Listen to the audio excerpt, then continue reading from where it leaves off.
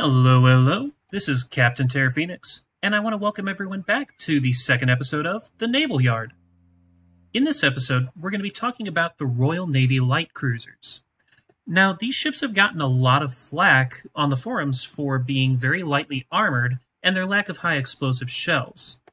They can be very difficult to play, so I can see where everyone's coming from, but I do think it is a little bit of an undeserved reputation.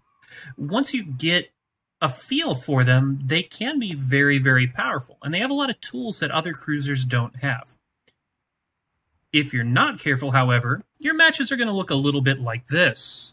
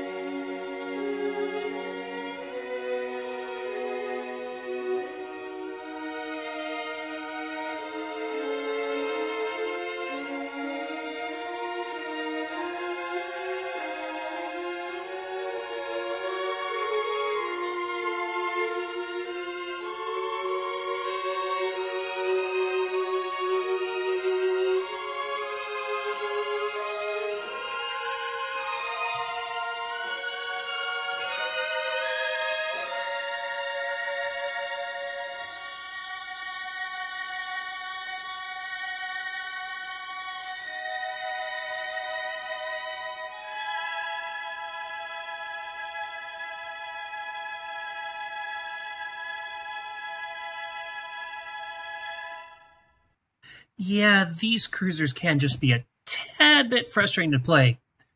That being said, even though they're very fragile, they have a lot of tools at their disposal that similar ships like the Phoenix, the Omaha, the Königsberg, the Nuremberg don't have. Those ships, they're very easy to citadel, they're very hard to get out of trouble if you make a poor decision. The Royal Navy ships have a lot of tools to make up for their weaknesses. For example, you get a smoke screen, hydroacoustic search, you can choose radar, and you get the repair party consumable, which is absurd to have at these low tiers. No other nation's cruisers gets that till tier 8, tier 9 for most of them. The tier 8s are mostly premium ships. So you've got a lot going for you that the Omahas, the Nurembergs don't have. One thing I really like about the Royal Navy cruisers is that they ease you into the role of how to use them. You learn about one aspect of them as you go up the line, with each ship adding something new to the mix.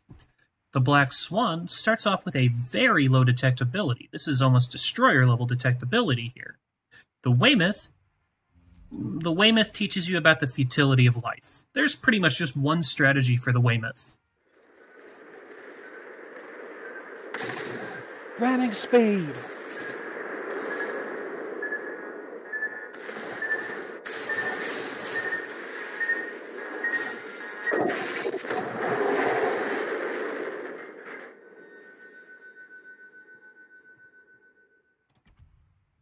The Caledon is where we get our torpedoes, and we get the repair party consumable, which is very useful to have on these ships.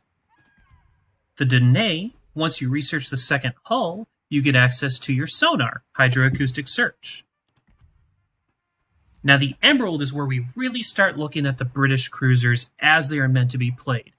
This one introduces your smoke screen, which is pretty much your lifeline. Your smoke screen is what keeps you alive. If your smoke screen is not ready, you're probably going to die. So you're going to be playing a lot of your games based on whether or not your smoke screen is ready to go.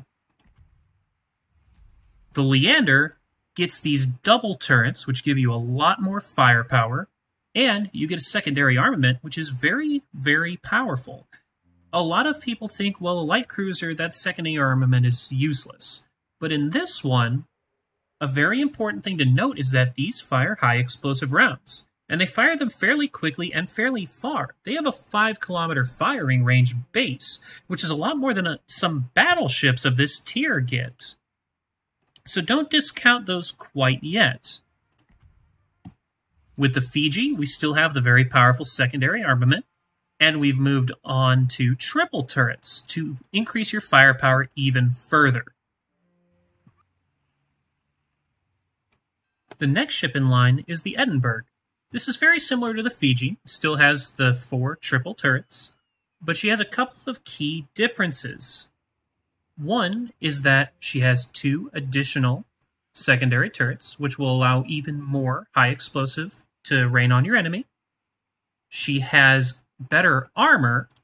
She's the first of the British cruisers with 16 millimeters of fore armor, which means that she can point her bow into the heavy cruisers without worrying about being overmatched. You need at least 15 millimeters of armor on the bow to prevent overmatch from 203 millimeter guns. It means it's just not going to automatically go through, and most of the shells will bounce. The last main difference is that this one has access to the Tier 8 upgrades, so she can mount Concealment Expert. This is important because with a 15-point captain with the Concealment Expert skill and the Concealment upgrade, you can get your detectability range down to about 8.7 kilometers. When you upgrade your torpedoes, you have a 10-kilometer range.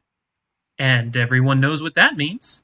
Stealth torping in a cruiser. This is a very, very powerful tactic if you're trying to carry. You're going to notice in the British cruisers that it's very hard to carry a game if there aren't many Allied ships left, because you just don't have the armor to do it.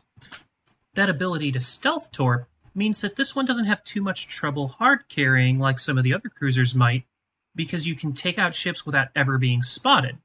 It's one thing to be raining shells from a smoke screen, and another thing entirely to be dropping torpedoes from where they don't even expect you. You'll notice a big difference in the play, and you'll be able to pull out wins that might otherwise have seemed impossible in the other British cruisers. Now the next one we have is the Neptune. The Neptune, again, plays very similar to the Edinburgh and the Fiji. She does have a higher detectability, which means you're going to lose your stealth torping capability even with all of the stealth upgrades. You do get a little bit to make up for it, though. You're back to having 16 torpedoes, and the last time we've seen those was on the Emerald. We also have better secondary armament. This is one of the reasons that I think that the secondary armament is supposed to be part of the British cruiser playstyle, because it just keeps getting better and better on every ship that you get. This is a higher caliber shell, and it has a higher chance of fire on target by an additional %. Now, that might not seem like much, but 1% with the number of secondary shells you're going to be firing will add up very, very quickly. It does a fair amount of damage. It's 1,600 damage per shell, and it's going to be making life hard on any destroyers that come close to you, and the battleships as well, because now you have high explosive fires. The last ship in the line we have is the Minotaur. I have a bit of a mixed feeling about this ship. She is very powerful. She's still got the decent armor, and it's not great by any means, but it'll still block those 203 millimeter heavy cruiser shells. Her detectability has actually gone back down to 11.5 kilometers, so she can stealth torp like the Edinburgh can, but the Neptune could not. Her anti-aircraft rating is ridiculously high. It's 94 without any of the commander's skills or modules to make it any better. And it's fairly long range, 5 kilometers for your mid-range guns and 6 kilometers for the long-range guns. Now, these are dual purpose. These are your main battery guns. But you're going to be a decent fleet escort even without the anti-aircraft consumable. Your torpedoes are still good. You've got 16 torpedoes and 4 launchers. They're fairly fast, and they have a good 10-kilometer range. And your main battery has a fairly decent range for a light cruiser. That being said, you only have 10 guns. You've actually lost 2 guns because they're in 5 double turrets rather than the 4 triple turrets that the last 3 ships have had. You've also completely lost your secondary batteries, which means that in this ship you have absolutely no way of lighting fires.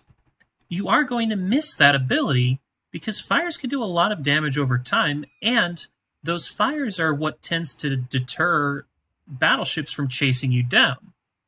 With the Fiji, the Edinburgh, and the Neptune, if you sit in a smoke screen, you're going to be launching out high explosive shells at any battleship that tries to charge you down. Your armor-piercing shells, if they're charging you, aren't going to be able to do that much damage because you're not going to be able to get through the bow armor of the ship.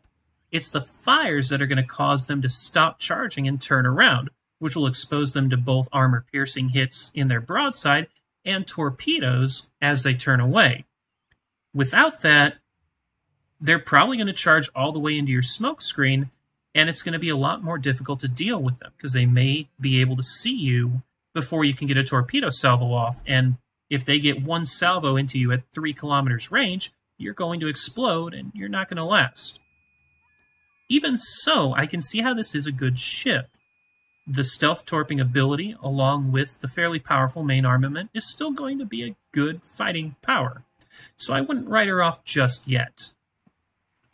Now that we've looked at how the ships change over the course of proceeding down the tiers, I want to take a look at the captain's skills, consumables, and upgrades that we use on these ships. Even if you're playing the same ship, you can have a drastically different experience than someone else depending on which of these you choose. With the Royal Navy cruisers, you don't get as many captain's skill choices as you might have with some of the other nations. That's because you don't have any high explosive shells to fire or any aircraft to launch. That being said, there are a few tiers, like Tier 2, where there are a lot of choices that you might have to make, so I do want to go over these skills really quickly. At Tier 1, I do recommend getting basic firing training. This will improve the abilities of your anti-aircraft gunners and help you shoot down the planes that are going to be coming after you. Since you don't have access to the anti-aircraft consumable, carriers are going to see you as a target, and you're going to have a harder time taking out those planes. At Tier 2, you do have a significantly larger choice than any of the other tiers. There's 4 different skills that are completely viable for your ship. The first one is Expert Marksman. This one is really good because your cruiser does have very slow turning turrets. This will help you keep your guns on target while you're maneuvering. The second skill is Torpedo Armament Expertise. Your torpedoes are going to be your primary armament against larger ships like battleships, and will help you keep reloading them faster so you don't have to wait. Another good target is Last Stand. This one protects you because you're a very lightly armored target and you're going to get your rudder and engine knocked out a lot. Last Stand is a very powerful ability because you keep moving even if you're completely disabled. You're less of a target. Now the skill I've gone with is Incoming Fire Alert. I normally don't like this one or Vigilance because good play will make them largely irrelevant. The British cruisers are a little bit of an exception though. Because you tend to be sitting in a smoke screen so often, you're going to be relatively stationary, and people will be firing into that smoke screen trying to take you out. This will give you a bit of an alert if they're firing over an island where you might not have seen their guns pointed at you, or if you're being targeted from multiple directions. So this is one of the few cases that I would recommend Incoming Fire Alert as your Tier 2 skill. Once you get up to a 17-point captain, I would recommend either Expert Marksman if you're doing a lot of maneuvering, or Torpedo Armament Expertise if you spend more time sitting still and firing at ambush positions. Now for Tier 3, there isn't too much choice. Torpedo Acceleration is not going to be good for you because you do want to be at a longer range when you launch those torpedoes. Really, your best bet is Superintendent. Because you have so many different consumable skills, this one just gives you a lot more benefit than anything else on this list. Now, the Tier 4 skills actually gave me a few ideas with the British cruisers. I was going through them, and several of them were obviously not useful, like Demolition Expert, since you don't have high explosive, Survivability Expert, because it just doesn't give a good enough benefit, Aircraft Servicing Expert, again, you don't have any planes. And Manual Fire Control for AA. This one I was originally thinking about because I didn't have the AA skill, so I wanted to be able to knock down planes a little bit quicker. But the British cruisers don't have too many guns that are 88 millimeters or higher for their anti-aircraft. They tend to be the 76 millimeters, so it's not going to get you much effect. I ended up going with advanced firing training for just a general increase to the AA defense. This did come up with a couple of interesting ideas once I looked at the effect it had on my secondary batteries, though, which we'll get into in just a moment. Finally, for Tier 5, you have two main choices. Concealment Expert is the one that I tend to prefer because it is an all-around boost to your stealth. With most of your ships, this is going to have you at under 10 kilometers of detection, which lets you hunt down destroyers a lot more effectively. It's the skill I would recommend if you like to be moving in the British ships. Now, your other option is a Tier 5 skill that doesn't get a lot of love, Jack of all trades. This is actually a very viable skill on the British cruisers because you have so many different consumables, same as with Superintendent. It gives a minus 15% reload time to all of those consumables. Now, the ones this is most important for are Hydroacoustic Search and your smoke screen. With the smoke screen, if you run a premium smoke screen and have Jack of all trades, there's only a 30-second downtime between when your smoke fades and you can deploy it again. If you're just running the premium smoke screen, that's a minute that you have to keep yourself alive before you can hide up and smoke again. Really, your option here comes down to, do you prefer to keep moving, fire from concealment, and stay on the move? Or do you prefer to be an ambush hunter, sitting in the smoke screen and waiting for the proper target to appear? All right. Now, the last thing I'd like to cover is which upgrades and consumables you should mount on your ships. I honestly don't think there's too much choice with these, given the playstyle of the ships. For the first upgrade slot, I like Main Armaments Modification 1. I'm not a big fan of the magazine modification because it's still only 70%, and if RNG decides it doesn't like you, you're going to die no matter what. This one protects your primary and secondary batteries, which tend to get knocked out fairly quickly. Now, in this slot, this is where I'm a little bit different from most of the people I've seen reviewing these ships. I like Secondary Battery Mod 2, as opposed to Aiming Systems Mod 1. Your shells are very accurate no matter what, so you don't particularly need that extra accuracy. However, the extra range that you get on your secondary batteries, along with the captain's skill advanced firing training, gives you a secondary battery range of 7.2 kilometers. You'll be able to hit ships from quite a fair distance away, and this is rivaling some of the Japanese destroyers' primary armament ranges. Some of those top out at around 9 kilometers unless they have advanced firing training. For the third slot, Damage Control System Mod 1. The other two are good, but you will tend to die more to fires or flooding in these ships than you will get your control systems knocked out. For the fourth slot, I recommend Steering Gears Modification 1. You definitely want to make sure that you're able to move and maneuver so that you're not getting hit by torpedoes. You are going to be a major torpedo and gun target in these ships because they know that they can take you out very, very quickly. Finally, again on the last slot, I don't think there is much of an option. Concealment Modification 1 is very, very powerful. As you can see on the Edinburgh here, with that and the captain's skill, you can get down to a 9-kilometer range, which allows you to fire your torpedoes undetected, as I had mentioned before, which is pretty much something that you cannot do away with. But it's more than just the torpedo stealth firing that this is really good for.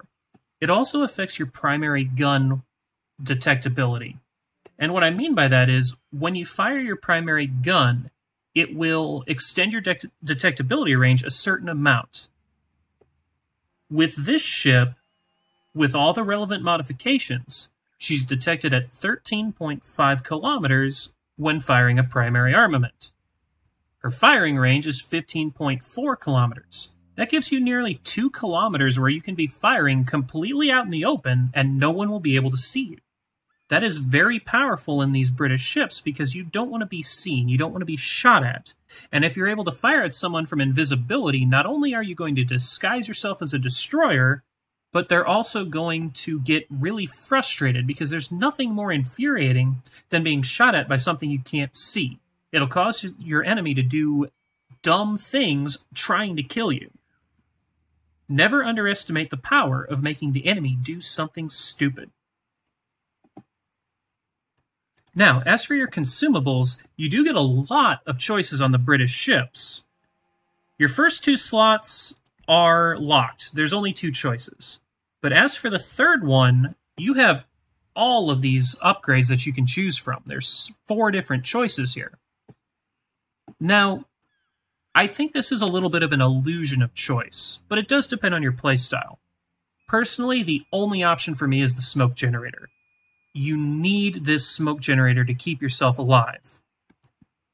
The spotting aircraft can be useful to increase your gun range if you like hiding behind islands, the catapult fighter if you're a destroyer hunter, and the surveillance raider also if you're a destroyer hunter and want to get through the smoke screens rather than have a long-term spotting range advantage.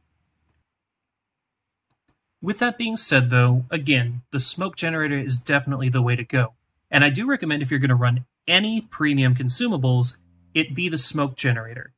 If you run a premium smoke generator, it reloads in 160 seconds, and on most of the ships, it's a 96 to 106 second active time. So you can hide in the smoke screen longer than it is down recharging.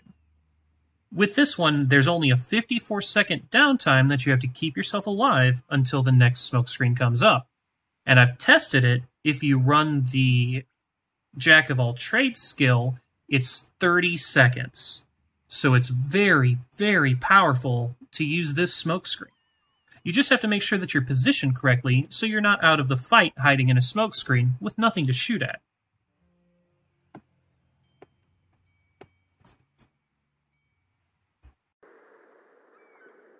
Now that we've taken a look at how the British cruisers are in port, I'd like to show them in action. Now, I'm not going to show entire replays because otherwise this video would be an hour long, but I'm going to show some key clips that I think will give you a feel for just how to get these ships to work for you. The main thing to take away is that you want to play them like an American destroyer or the American premium cruiser, the Atlanta. You want to stay close to islands, you want to ambush your opponent, and you want to make sure that you're not caught out in open water. There will be times where you do have to be in open water, but you need to make sure that you have your smoke screen ready to go, and you have an escape plan before you even venture out into open water. So, what we've been doing is hiding behind the island and firing at the enemy in a way that we can see them and hurt them, but they can't see us to fire back. If they do attack us, it would be blind shots that are unlikely to hit. This is a standard American destroyer tactic, and again for the Atlanta, because of your high shell arc, you can take advantage of that. You can shoot them, and they don't have a prayer of shooting you back. Now here, we were lurking behind this island protecting our battleships from enemy destroyers, and one of them has just popped up on our map. So we're going to go ahead and engage our rocket engines, get this thing moving. You can see how fast these things are when they start. They stop like a loaded freight train, but they get up to speed almost instantly. Now we're going to come around this corner, and we're going to make this destroyer regret his life. Now, your British cruisers only have armor piercing, but look at how quickly you take them down. I'm not using high explosive because I don't have it, but the special armor piercing shells these have don't overpen. You can see popping up on the right-hand side, these are all regular penetrations. There's a couple of overpens. The vast majority are doing full damage. And you can see just how quickly this destroyer is melting. It only took me, 3 salvos, and the thing is completely dead from full health. Alright, so the next thing we're going to look at is a little bit of an ambush tactic. Looking at the minimap, we can see that near the center, we've got a couple of ships that are engaging some battleships that aren't paying much attention. So we're going to take a couple of pot shots at the Emerald on our way back and make our way towards that center island. Now you can see just how much damage this ship can do, but that's another British cruiser, so he can do just as much damage to me as I can to him. So we want to keep moving, keep changing course.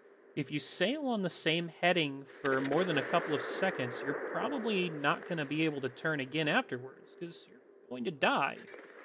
Always keep moving. Again, pretend you're in a destroyer.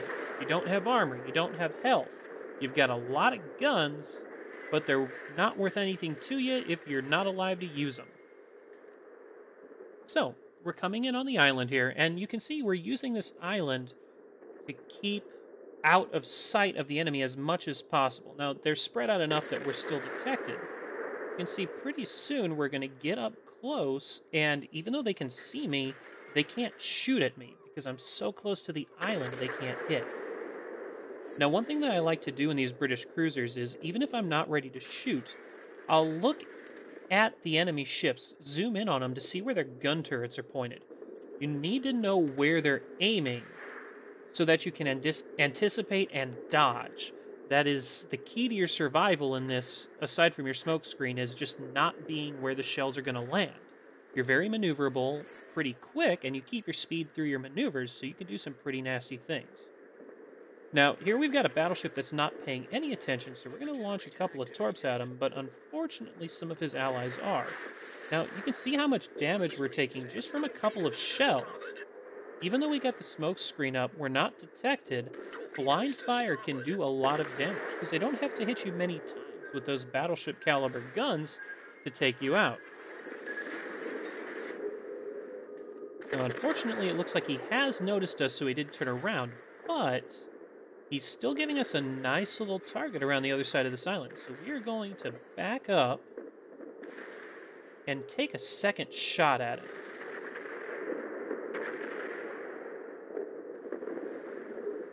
And while we're doing that, we've got some more ships presenting us some nice broadsides. We're going to take advantage of that and punish them. If you see a British cruiser on the enemy team, don't take them for granted. Just because they don't have much armor, they can take you out extremely quickly. We're just sitting here taking advantage of this island, waiting for our torpedoes to reload. We don't want to pop out too quickly because that would be asking for death. We want to make sure that we're ready and we can engage the enemy on our terms.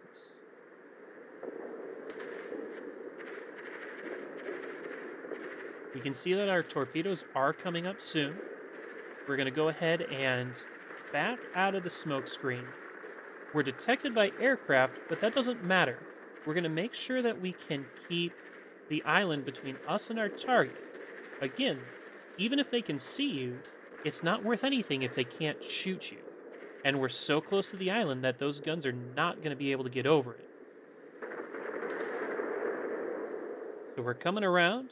We can see the torpedo tracker, and this is a really good tactic, even if you're not going for a torpedo run. Select your torpedoes on the target so you can get a feel for what direction they're going. You can see if they're turning, sailing straight, or if they're going forwards or backwards. It's very good for getting a lead on them. Now, this battleship doesn't stand a chance. He was looking at us, so we start turning in immediately to try and mitigate the damage that we're going to take. Getting in close to a battleship in one of these British cruisers is very dangerous because you can die in a matter of seconds. This time it pays off. He wasn't watching, we got him taken out with torpedoes, and we get to reap the benefits. Now, I had mentioned that we wanted to stay by islands as much as possible, but sometimes, in order to win the game, we do have to go out into open waters. In this case, to take the enemy cap and challenge their last two battleships. This is what we really want to be saving our smoke for. The emergency situation where we want to make sure we can do as much damage and stay alive as long as we can. We're between two different battleships. They're taking blind fire, but still doing a lot of damage to us. So we've got the enemy spotted by some allies. We're doing damage, but he's angled, so we're not able to do much. What we're waiting for is right when he gets to the 2-kilometer automatic detection range. Because right now he can't see us. We know he can't because our sixth sense hasn't gone off. But once he hits that 2 kilometer mark, he'll automatically detect us even in a smoke screen. So we want to make sure that we gun our engines and get moving before he gets to that point, and then set up for our stealth torp run. Right as our torps come off cooldown, we're able to uppercut him, and he is not going to stand a chance. Now you can see how much damage I took in such a short time. You don't want to be in this situation if you could all avoid it. But if I hadn't saved the smoke screen, I wouldn't have been alive to take out that battleship. And this does end up being one of the factors that led to my team's win, because that was almost a full health battleship when this encounter started. That is a little bit of a heartbreak, though, and it's something that's going to happen a lot. You have to swing your ship around so wide to get those torpedoes out. I wasn't quite able to get a double KO on these battleships. But look at the damage. This is why we play these ships. That damage is just absurd. Alrighty, now we're on to the last replay I have for you today. In this one, we're going to take a look at more of the American destroyer and ambush tactics, and show off a little bit of what I mean by the power of the secondary guns on these British cruisers. Now in this battle, I'm in a division with 2 turpets, and that's really what you want to do if you want to get the most out of the Royal Navy cruisers. You can do fairly well in them if you're solo, if you follow the team and make sure that you don't go off on your own. But if you're in a division, you can coordinate really well and make sure that you always have someone to take the damage for you so you can dish it out without being destroyed. And we just took out that first ship incredibly quickly. He made a huge mistake charging down our lines, and we got several citadels on him, and we've already racked up a fair amount of damage. Now this Belfast makes a major mistake running onto the island there. He's backing up and he's going to set a smoke screen, but it's not going to save him. We're going to go ahead and set our own smoke screen, both to protect ourselves and the ships behind us. There's another ship down. This is what I meant about making sure you set your smoke screen somewhere where you can cause the most damage. You don't want to be sitting in the middle of nowhere with only a single ship to shoot at if you can avoid it. Here we've got all kinds of enemy ships coming around the corner taking punishment. We're going to rack up a ridiculous amount of damage before we take anything, before our first smoke screen even fades out. There's a kill, got the Belfast, blind shot, but if you can track where the shells are coming from, you have such a rapid reload and so many guns that you can take out quite a bit. We've got this Dunkirk coming here, and look at the secondary battery hits starting to add up. They fire very, very quickly. They're really accurate, surprisingly so, and they do a fair amount of damage. Now, I should have focused on the destroyer because the secondary guns would have done a lot more damage to him, but I managed to get the close quarters badge against the Dunkirk in a British light cruiser. That right there tells you all you need to know about the secondary battery. Close quarters, a badge that's given out for getting a killing blow on a battleship, or on any ship really, with your secondary batteries. They're powerful. They really are. Alright, so we're just going to get turned around here and see if we can do even more damage at this A point. We've got our allied turpets spotting for us at the front. They're going to take the damage as much as possible. They're up front, they're impossible to ignore, and because of their torpedoes, the enemy has to take them out if they get within that 6-kilometer range. Otherwise, they're not going to last. That leaves us free to just rain death on them virtually unopposed. And again, that's how you want to be in the British cruiser. You never want to be the target of opportunity. You want to be in the back, behind other people, but close enough that you can put effective fire in. We've got this battleship coming in, and you can see how much damage that you can do with these guns, even to a battleship. Look at that. Look at all of those penetrating shots to a Tier 8 battleship. That's a North Carolina. That is a pretty formidable battleship. One of the best armors of its tier. The only thing better is the Bismarck. and we're just lighting him up. The secondary batteries are going again, and by the end of this encounter, we're going to have several dozen secondary battery hits. Again, getting a lot of damage, and a fire. Now, those fires are where you really get your damage with the secondary batteries, and it catches people off guard because they don't expect the British cruisers to be able to light fires. They think you've only got armor piercing.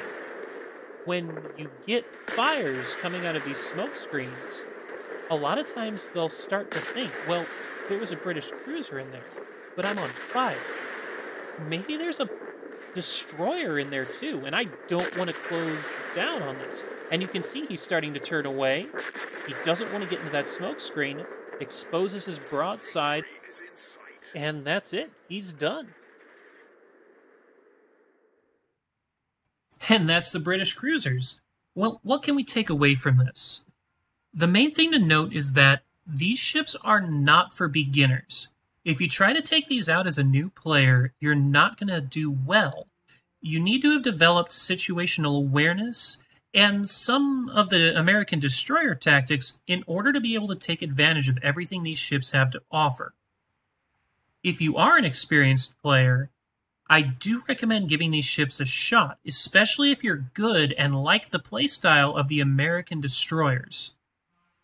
I really, really recommend these to anyone who likes the gunboat style of playing, because that's exactly what it is. You pop your smoke screen, you start hitting people with your armor-piercing shells, launching torpedoes from ambush positions. It's a heck of a time, and you'll really enjoy yourself in these cruisers. Well, that's all the time we have for today. I know this is a bit of a longer video than my last one. If you did like it, I'd be very appreciative if you'd like and subscribe the video. And if you have any suggestions or requests, please leave those in the comments below, and I'll get back to them as soon as I can. Well, once again, this is Captain Terra Phoenix, signing off. Until next time, Captains.